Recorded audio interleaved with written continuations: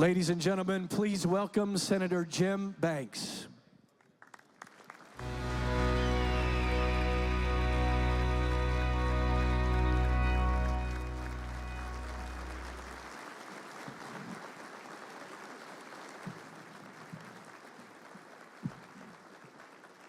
Good morning, and thank you all for being here at the 4th Annual Northeast Indiana Defense Summit.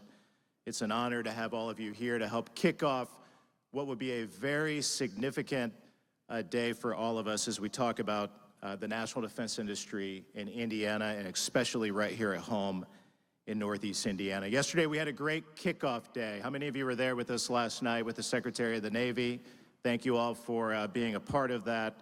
We had the honor of awarding a Hoosier combat veteran his long overdue Purple Heart. And what a great way to celebrate Veterans Day, to do that, to give back to one of our heroes for what he's given us. We heard from the head of the Indiana National Guard, and also had a conversation about how Indiana leads on hypersonic weapons. It was a great discussion downtown at the Pearl Center and over at the Bradley Hotel. First of all, I want to thank, if you all would please join me in thanking Purdue Fort Wayne for hosting us today. We appreciate this very much.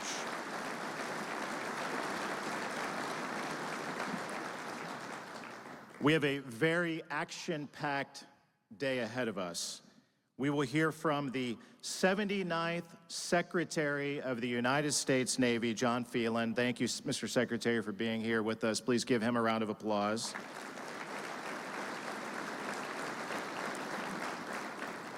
The Chief Technology Officer of Palantir and one of the leading voices for reviving the American Defense Industrial Base, Shyam Sankar, is here with us today. We're going to hear from him.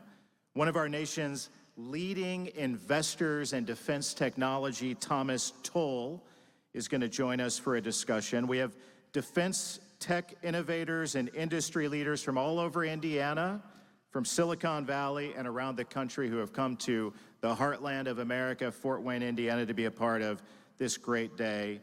And we're going to kick it off here in a moment with my friend, the great Secretary of War, Pete Hegseth. How about that? What a great way to kick off this great day. I'm really excited about this. It's not in my notes to do this, but I want to thank all of the members of Team Banks. They make me look good. They do all of the hard work. I just show up and read a speech. But they're the ones: David Keller, my Chief of Staff; Tanner Spencer, my State Director; Chris Crabtree, so many others; Adam Lemon and Jeremy Hayes, my defense guys in Washington; Jessica. I'm missing a bunch of their names, but ladies and gentlemen, we have the best team in the business, and they don't serve me, they serve Indiana, and they do it better than anybody. So thank you, Team Banks, for all of your hard work and for what you did to make today possible. Please thank them.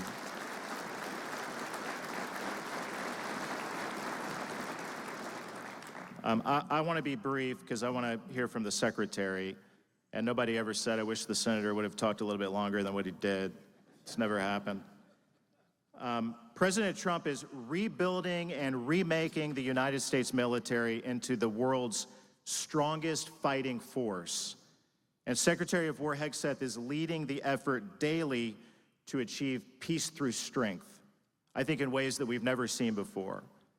Thanks to these two leaders, we are confronting China, securing the border, rearming our military, and building a made-in-America economy. The America First policy means that we want America to be the most prosperous and secure country in the world, and that average working-class Americans share in that prosperity.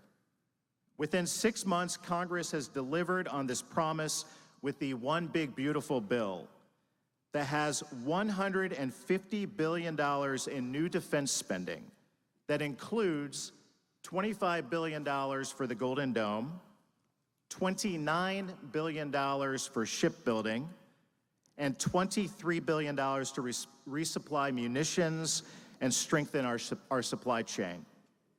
Between defense reconciliation and the funding for Indiana in the NDAA, we are going to play a huge part in the modernization and rebuilding of America's military. Whether it's satellites, hypersonics, sonobuoys, or aircraft engines, Indiana is the leader in so many areas that support our military, and Indiana's role and significance is only going to grow stronger in the years to come. Secretary Hegseth is the right person for the job at the right time. He has turned around recruiting and retention in the military after a disaster over the last 4 years. He's fixing defense acquisition, and he recognizes how important Indiana is, and I'm really honored that he would come all the way to Fort Wayne, Indiana to be a part of this event today. I want to talk about Indiana and the defense industrial base for a moment. Indiana is home to some of the brightest minds working in national security. We have top engineering schools and industry-leading hypersonic hubs at places like Crane. Where's Phil Smith and all the guys from Crane? Thank you for what you do. At Purdue, yeah, Crane is the crown jewel of our state. Purdue and Notre Dame are leading on this hypersonics front. I'm really proud to support the work that they're doing as well. Indiana has some of the most high-quality and high-tech manufacturing jobs anywhere in the country. L3 Harris is making satellites for the Space Force right here in Fort Wayne. Ultra Maritime makes most of the sonobuoys for our naval forces in the Pacific, in my hometown, Columbia City, just down the road. Rolls-Royce alone employs 3,500 Hoosiers and has invested over $1 billion in the past decade in its plants in Indianapolis and elsewhere. In West Lafayette, Purdue grads are launching amazing new defense startups just off campus. In Burns Harbor, workers forge the steel plates that are vital for our Navy's ships. In southern Indiana, BWXT helps make the naval nuclear reactors that go in our submarines and our aircraft carriers. And we have the best kept secret of the Navy down at Naval Surface Warfare Center, Crane. Crane has never been more important than what it is today, both for our state and for our national defense. It is the third largest Navy base in the world. And I brag about that all the time. Indiana's a Navy state. It employs nearly 2,000 Hoosiers and has had more than a $3.5 billion economic impact on this great state. Submarine-launched weapons, hypersonics, electronic warfare, secure chips, and munitions are just some of the critical capabilities that Crane works on every day. The Westgate complex outside of Crane is growing by leaps and bounds. Just this year, Westgate broke ground on 2 large buildings for hypersonics, with several more groundbreakings soon to come. In Bloomfield, we're going to build one of the largest solid rocket motor complexes in the country with the munitions campus program, where 16 different defense companies are currently looking at building, and I think there'll be a lot more to come. Look, this is the 4th annual Defense Summit, but my first time hosting it as your United States Senator, before serving 8 years in the House of Representatives and the first member of Congress ever from this district to serve on the House Armed Services Committee, and now I serve on the Senate Armed Services Committee. And my number one priority, my top priority, is our nation's security. Our first order of business on that committee, I'm very proud of. The first thing that I got to do in the United States Senate on the Armed Services Committee was to confirm our great Secretary of War, Pete Hegseth. Our next order of business was to help President Trump pass the One Big Beautiful Bill, which included critical wins for our nation's defense and for Indiana. As I already said, $7.2 billion for military space-based sensors under the Golden Dome program, significantly boosting the deployment of hypersonic tracking satellites such as those built today, L3 Harris. $400 million to accelerate the Mach TB hypersonics testing program, and over $500 million for secure DoD microelectronics, heavily tied to Crane, who is a leader in both of those areas. $2 billion for development of nuclear sea-launched cruise missiles Much of the development and testing for this new cruise missile will happen at Crane. That's all a part of what we fought for and got into this year's NDAA. $80 million for sonobuoys, critical for anti-submarine warfare, and more than half of that is going to be made in Columbia City. $310 million to accelerate the future long-range assault aircraft with engines that are made in Indianapolis. The NDAA requires the Pentagon to report back to us how it can move ship component production from the coast to the Midwest. I was proud to fight for these wins and make sure the Indiana Defense Industrial Base, the Defense Industrial Base continues to build cutting-edge weapons for our warfighters now and into the future. I want to get to what we're all looking forward to today, and that's to our Secretary of War. Secretary of War Pete Hegseth has been the exact leader the military needed to restore the focus of lethality after 4 disastrous years under the previous administration. Under his leadership, Secretary Hegseth has ended wokeness and DEI in the military and brought back the warrior ethos. Nothing could be more important than that, and in a short period of time, that's what the Secretary of War has done. He's turned around the military's worst recruitment crisis since the creation of an all-volunteer force. It has been an astonishing success story. This year, the military services far exceeded their goals for new recruits and more troops than ever because these men and women decided they wanted to serve our country and were inspired to do that by our Commander-in-Chief and our Secretary of War. Secretary Hegseth made game-changing reforms to defense acquisition, some of which he announced last week and he's going to talk about today. He has worked tirelessly to ensure that America's military meets the challenges of tomorrow, and our enemies have been put on full notice of his leadership and how powerful and mighty the United States military has become on his watch. Ladies and gentlemen, it is an incredible honor as a kid who came from Columbia City, Indiana, right next door to Fort Wayne, to introduce my friend, the Secretary of War, Pete Hegseth, to Fort Wayne, Indiana. Please join me in welcoming a great friend.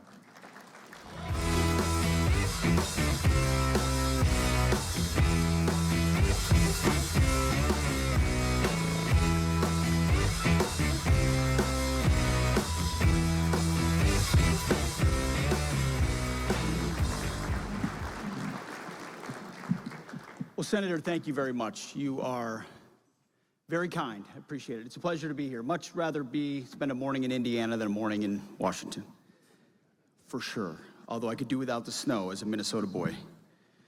First time I've seen it this season. But thank you. Thank you for being an ally. Thank you for being a voice of sanity. Thank you for being principled yet pragmatic. Looking down the dais of the Senate Armed Services Committee when we get to you and to those seated next to you. Not that I don't love everybody on the Senate Armed Services Committee. Of course we do. I appreciate the clear-eyed view you take of the world and the support you have for President Trump and America First. It's clear, and from day one, so thank you very much. It's also, you mentioned the confirmation process, which as you know, went down to a 50-50 vote in the Senate. My kids were there with me. He just reminded me of that. And they went out, Mark Wayne Mullen, another member of the Senate Armed Services Committee, took my kids out to the forum to watch the vote. And they came back in after the vice president came with his motorcade and broke the tie. And I said, kids, what do you think about, we did it. We broke the tie. He goes, no, Dad, you didn't break the tie. You won in overtime. I kind of like that framing better from the kiddos. So thank you for what all of you do. I know there's so many folks here in industry that support the efforts here in Indiana and across the country. And it's a reminder of the importance of the defense industrial base to the heartland and the importance of the heartland to the defense industrial base. I'm here today to talk a little bit of specifics, but even more broadly about the priorities of President Trump, the Department of War. It happens to be 1 year ago today that President Trump announced my name as his choice for then the Secretary of Defense. 1 year. Barely believe it. I'll never forget walking out of his office on the second floor of Mar-a-Lago, or walking in the middle of it, where he said 2 things. He said, first of all, Pete, you're gonna have to be tough as shit. Proved to be true. He also said, I need you to bring the warrior spirit back to the military. We need the warrior spirit back. And that has been our guidepost, as the senator mentioned, from the beginning. I mean, I could lay out the 10 points, and it's been America first, peace through strength, common sense, revive the warrior ethos, rebuild the military, reestablish deterrence. We're going to defend the homeland. We're going to deter China. We're going to make sure our allies do their part in burden sharing, and we're going to revive the defense industrial base. That's 10 points, general overview of what the president prescribed us to do, what the Department of War has been focused on, and the urgent threats that we need to orient on. That's the overview of what a golden age of American warfighting looks like. Now, our top priority, as the president has charted the course, is America first. Go on to the days of nation building or deferring to globalist organizations. Everything we do is America first. And so if America first is our founding principle, then peace through strength is our tried and true playbook. And President Trump understands this like no president since Teddy Roosevelt. The motto of my first platoon, and I think there's value, the senator himself served in Afghanistan, led men. There's value to our generation of troops now having an opportunity to lead. I never thought I'd put the motto of my first platoon to good use. But 1st Platoon, Charlie Company, 2nd of the 113th, New Jersey National Guard, Guantanamo Bay, 2004 to 2005. Our motto was, those who long for peace must prepare for war. And our logo was actually a giant peace sign in barbed wire. Warriors have repeated that motto since the 4th century Rome, including George Washington, the first leader of our War Department. And that's why we restored the name of the Department of Defense to the Department of War for clarity, not because we want war, but because we must be fully prepared to wage it. And since waging war is so costly, we owe our republic a military that can win any war we fight. And our adversaries have to believe that we're capable and willing to fight and win that war, which is what leads to actual deterrence. That's peace through strength. Should our enemies choose to challenge us, they will be crushed by the violence and the precision of the War Department. These are not academic and theoretical concepts. They have to be real. It has to be real hard power, and the enemy has to believe you'll use it in order to prevent them from taking action.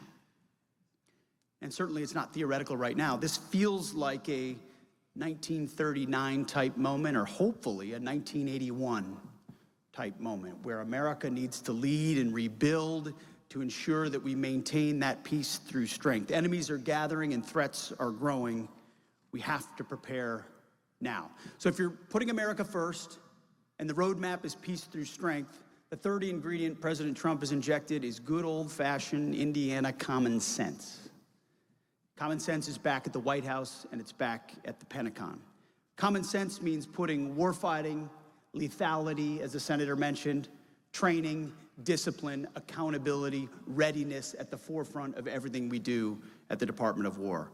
That means no more social justice, no more political correctness, no more toxic ideological garbage that infected the department.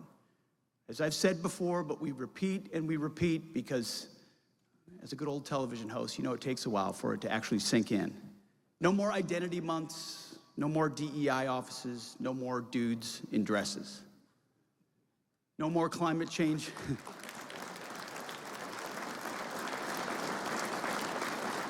It actually was a thing. It actually was a thing. No more climate change worship, no more division, no more delusions, gender delusions or quotas, no more distraction. As the chairman of the Joint Chiefs puts it, Pete, you're clearing out the debris. That's what it is. We're clearing out the debris from out front of NCOs and officers. We're done with that stuff. It doesn't take a PhD to understand that sergeants don't need sensitivity training. But we're taking the next step. We're not just undoing damage, we're solidifying the way forward. We're taking concrete steps to ensure that common sense reigns going forward. We're restoring a ruthless, dispassionate, and common sense application of standards. I introduced a golden rule test in a speech I gave at Quantico to a number of generals and senior enlisted. It is, Do unto your formations that which you would have done unto your sons. Would you put your son or your daughter into the type of formation you are creating? It's a very clarifying rule. So I don't want my son serving alongside troops who are fat and out of shape, or in combat units with females who can't meet the same combat arms physical standards as men in their units. Standards must be uniform, gender neutral, and high.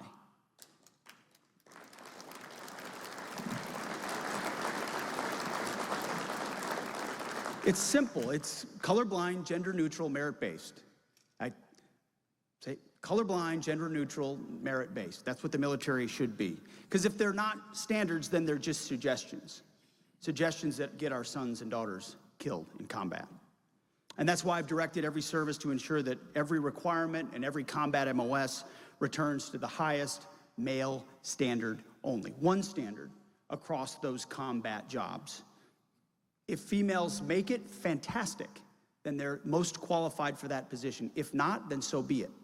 It's not about what gender makes it into what position. It's are the standards meet the duty and the position, because a body on a battlefield or a 155 round weighs the same whether you're a man or a woman.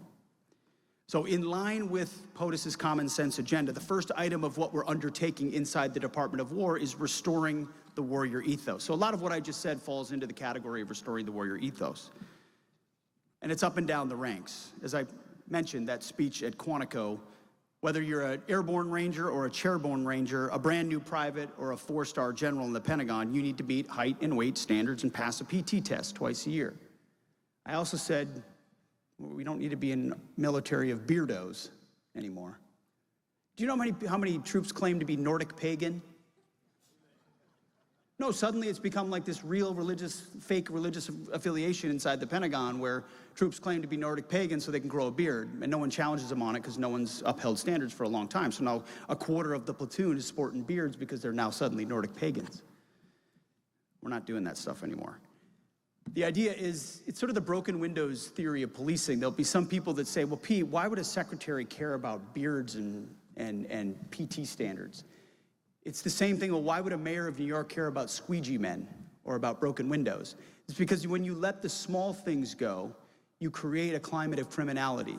But when you let the small things go inside your formations, you create a climate of a lack of discipline, where standards cannot be enforced. And if you can't enforce them on the small things, it gets far more difficult to enforce them on even more meaningful things. And so when commanders and NCOs are not empowered to enforce discipline and standards, instead they're called toxic. Now the entire command structure is flipped upside down. And what happens when directives have to be given in combat, when bullets are flying, when you need directives to be clear and you need them to be followed. That's why those things in peacetime matter, and they become a reflex in wartime. We're also ending what has become a risk-averse culture.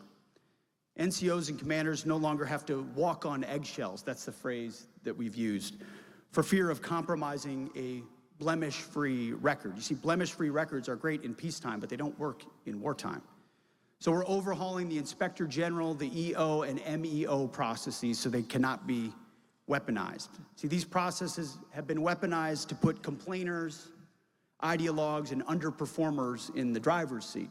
I spent a year writing a book called The War on Warriors before I took this job, where I spent Saturday afternoons at Fox calling members of the military, every rank, every background, every service, asking them what works, what doesn't, what's gone wrong in the military. And time again, they came back to command climate.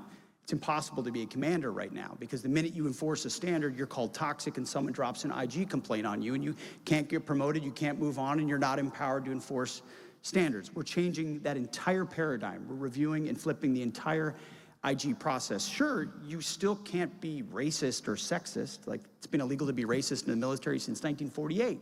Those things remain and those things are clear.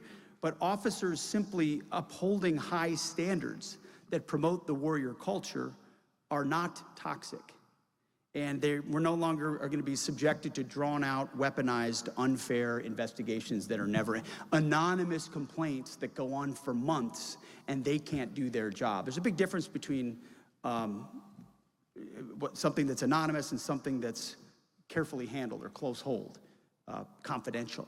And we're We've worked with the services, with the joint staff across OSW to put in place a process that ensures that you can approach the IG if necessary, but commanders are empowered throughout. So that's restoring the warrior ethos. Number 2 is rebuilding the military. Our warriors, I mean, as the president points out, and he's right, we have the strongest, most capable, most lethal military in the world, full stop. No one can touch us. But if we're gonna maintain that and put the best weapons, ships, and aircrafts and platforms in the hands of our men and women, we've got a lot of work to do here in Indiana and across the country to get things on time and at scale. So when I think of rebuilding the military, we think of places like NSA Crane. Right here in Indiana, the 3rd largest naval installation in the world. I can't lie. I mean, the first time I met with Senator Banks and he told me about Crane, I said, wait, the 3rd largest naval institution in the world is in Indiana? Okay. But then when you add it all up and you look at the industry and you look at the history, it all makes sense. And then you look at the capability of what's produced here. Crane embodies the warrior ethos, committed to unwavering dedication and readiness in the face of any challenge. Over time, it's become a go-to, as he mentioned, on drone warfare and hypersonics and microelectronics, rapidly transitioning these innovations to the warfighter. We're gonna need more places like Crane, and we're gonna need them quickly. To achieve the historic rebuilding that President Trump has mandated us to undertake, we have to liberate our bureaucracy and fundamentally change the way we do acquisitions. Seated over here is Mike Duffy. He's the head of A&S, Acquisitions and Sustainment at the Department of War. And from the beginning, he and I have worked together. He and his team have taken the lead in saying, how do we fundamentally transform how we acquire and buy and develop weapon systems? And it manifests in a speech on Friday of last week at Fort McNair, where I spoke to military officers, defense industry executives, members of Congress, and others to announce those reforms. It's been a long time coming, actually. The last time there was a major acquisitions reform effort was Secretary Rumsfeld, and he announced it on September 10th of 2001. Needless to say, many of those reform efforts were overtaken by the events that happened the very next day on 9/11. We're continuing in that lineage, undertaking a department-wide transformation of requirements, acquisitions, and foreign military sales. We're addressing a core function of what we do at the War Department, identifying what our warfighters need, how we buy those capabilities, and then how we share those capabilities with allies and partners, which in a contested world is becoming even more important. You know this. I don't have to tell you this. For far too long, our department's been bogged down by burdensome and inefficient processes, paralyzed by impossible risk thresholds and requirements, and distracted by agendas that have nothing to do with warfighting. And every dollar squandered on redundancy, bureaucracy, and waste is a dollar that could be used for something meaningful. So the objective is quite simple: transform the entire acquisition system to operate at a wartime or warp speed footing, to rapidly accelerate the fielding of capabilities and focus on results. The objective is rebuilding the arsenal of freedom. Rebuilding the arsenal of freedom. American industry and its innovative spirit are begging to be unleashed to solve our most complex and dangerous warfighting problems. By the way, this task of transformation will be a war of attrition.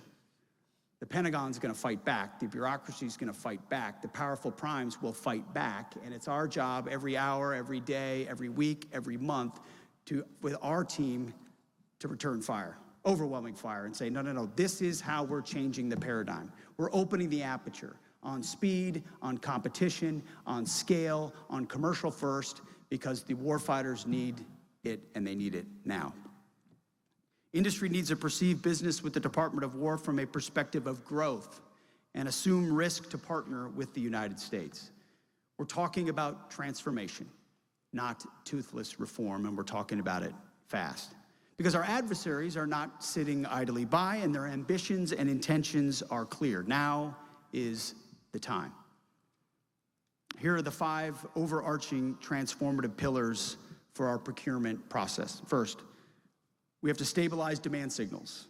We will award companies bigger, longer contracts for proven systems so those companies can be confident in investing more to grow the industrial base that supplies our weapons systems.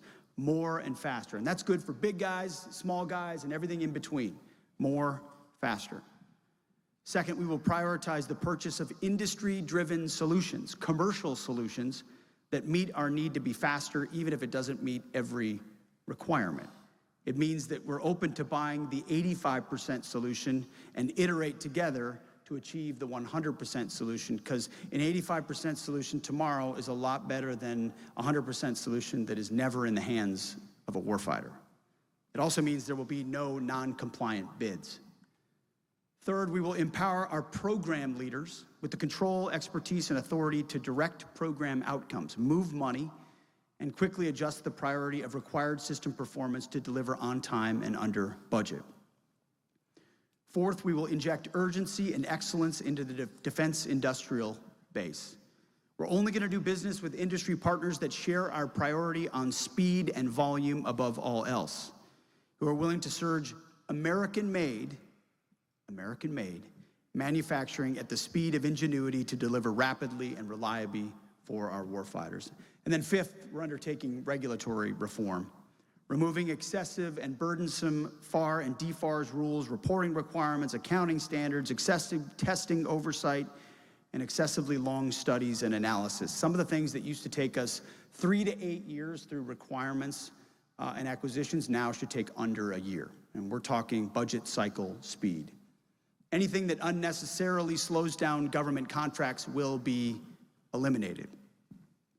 So the bottom line is these changes will move us from a current prime contractor-dominated system defined by limited competition, vendor lock, cost-plus contracts, stressed budgets, and frustrating protests, always a protest, to a future powered by dynamic vendor space that accelerates production by combining investment at a commercial pace with a uniquely American ability to scale quickly. We're going to rebuild our defense industrial base into a new arsenal of freedom, which I know is welcome news to everyone in this room. We're committed to becoming a better customer and empowering firms that are ready to take risks, deliver on time, and innovate.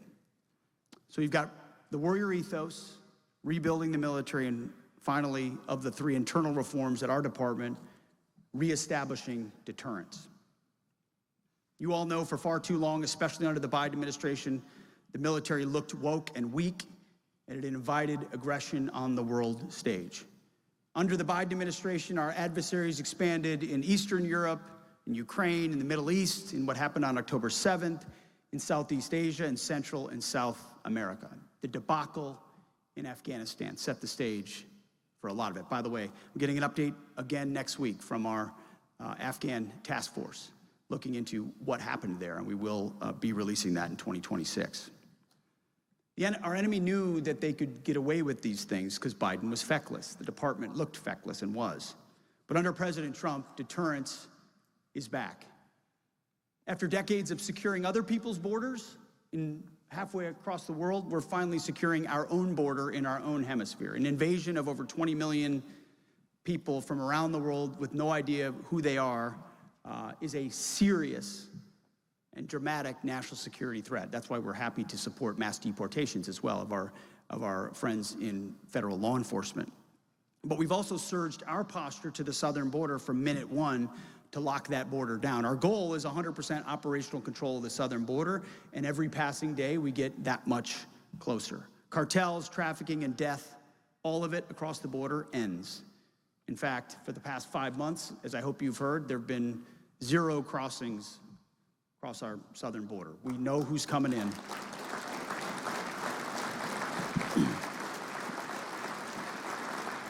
Let me tell you, the morale of the troops down there, I've gone down there a number of times to meet with the troops, to be defending our own homeland, securing our own border in a real world context with real authorities to do so, partnering with Border Patrol and Mexican Border Patrol on the other side is motivating.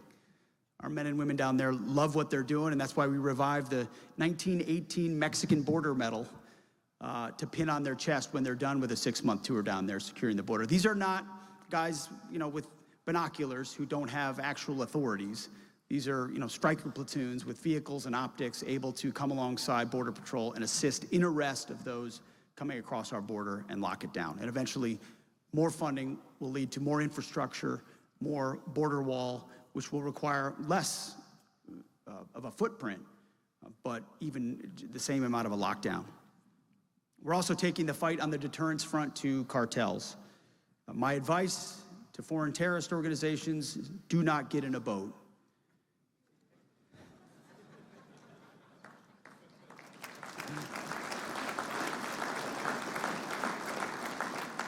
I mean, if you're trafficking drugs to poison the American people, and we know you're from a designated terrorist organization, you're a foreign terrorist and a trafficker, we will find you and we will kill you. No one is better.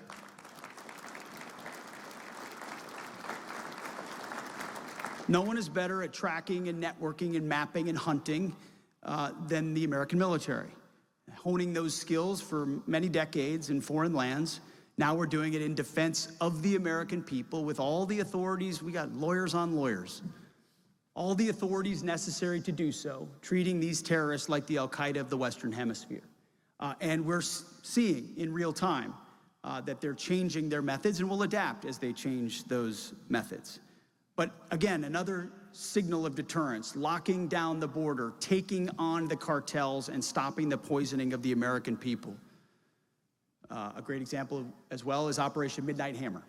What our B-2 pilots did over 37 hours, going all the way from Missouri and back, going into Iranian airspace with, there were 52 refuelers, there were fighters in front of them, all the maintainers, incredible Americans who maintained the entire thing. But to go into an adversary's country, drop 14 precision 30,000-pound bombs into holes the size of this podium, and then turn around and leave Iranian airspace, and there wasn't a single news article, tweet, or reaction from the Iranian government, gives you a sense of what the American military is capable of.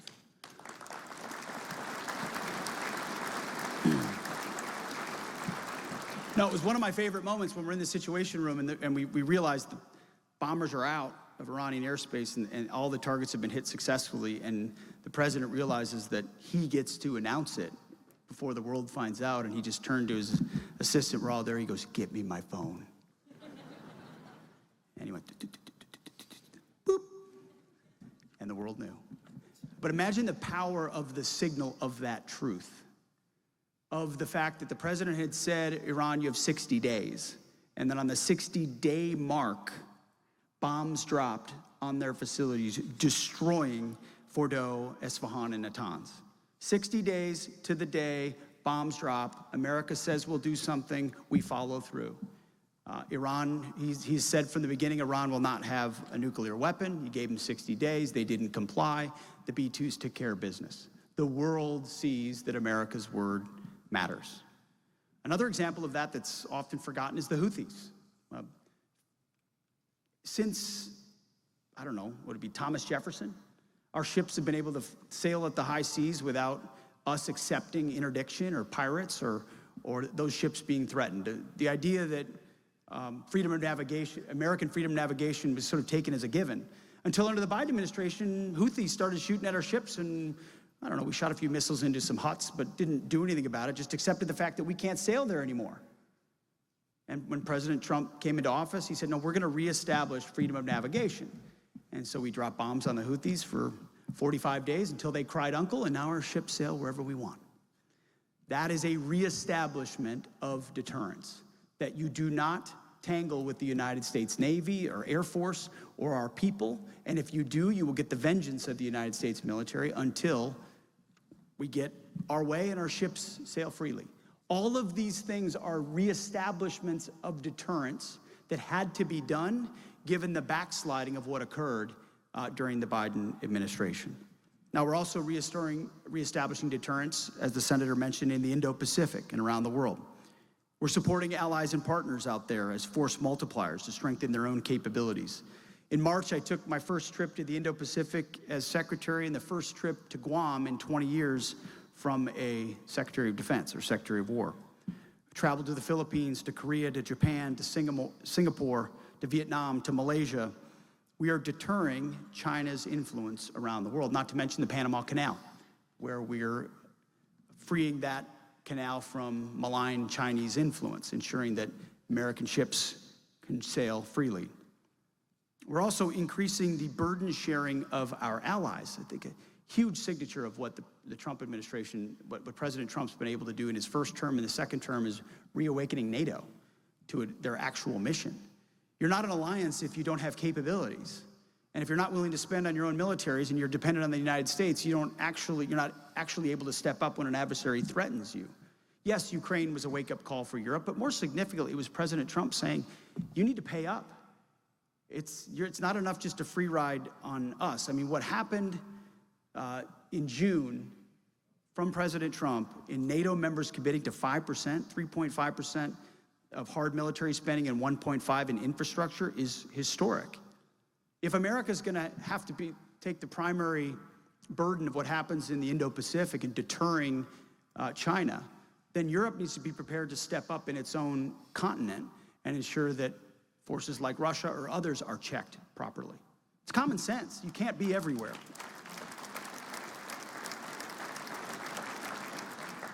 And finally, I'll end again kind of where we started with the defense industrial base.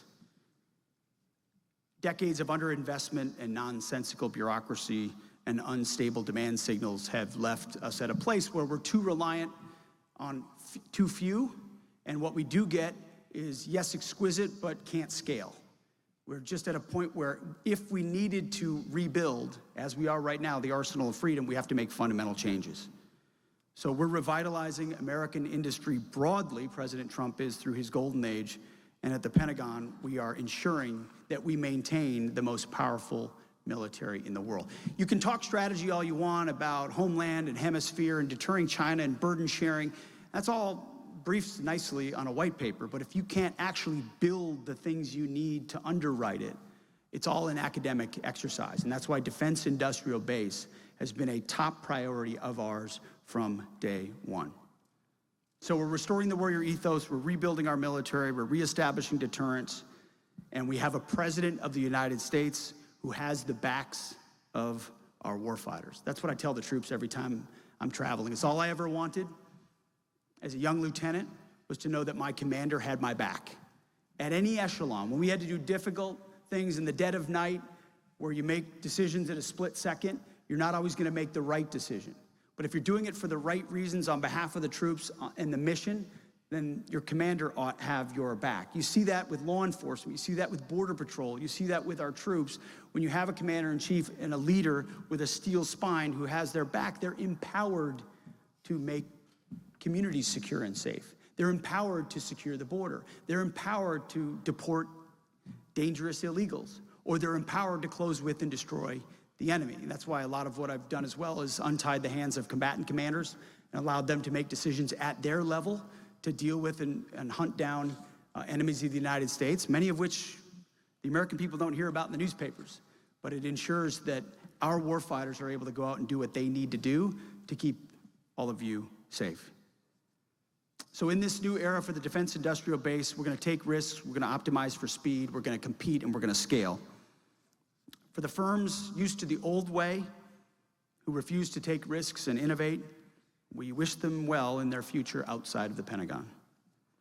But to the rest of you, we look forward to partnering with you to supply our warfighters and rebuild our military. Washington can be a tricky place,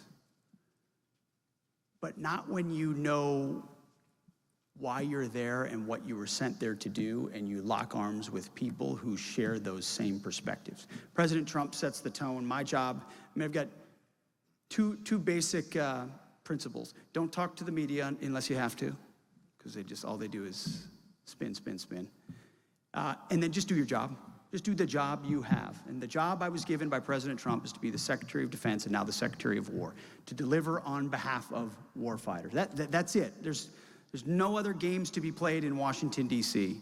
And so when you have allies, and you need allies in that effort, and I'll tell you what you have here in Indiana, in the good Senator Banks is an incredible ally, who we know we can call when tough decisions have to be made, or he has to stand there shoulder to shoulder with us, or help explain the reforms that we're undertaking, it's critical. And you learn real quick in Washington who your real friends are, who will actually go to bat, and whose core is grounded in what needs to be done in that moment to advance America first and peace through strength. So, Senator Banks, I want to thank you for being that ally to us at the Department of War. From day one, from the announcement to the confirmation to everything in between to the reforms that we're undertaking, you've been rock solid. And I want to thank you for that. So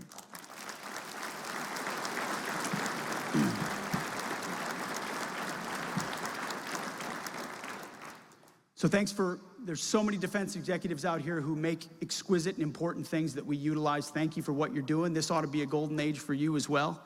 We want you to run, and we want you to run fast. We need you. We will be the most powerful force in the world 5, 10, 15, 20, 25 years from now because we have no other alternative. There's no one else to call. You've all been around the world and back, and so have I. It's only America, it's only our arsenal of freedom, it's only our military that's going to ensure that the 21st century is a free century and that peace is maintained for the American citizens. It's only us. Now's our time to step up, and I'm honored to do my small part. Thank you very much.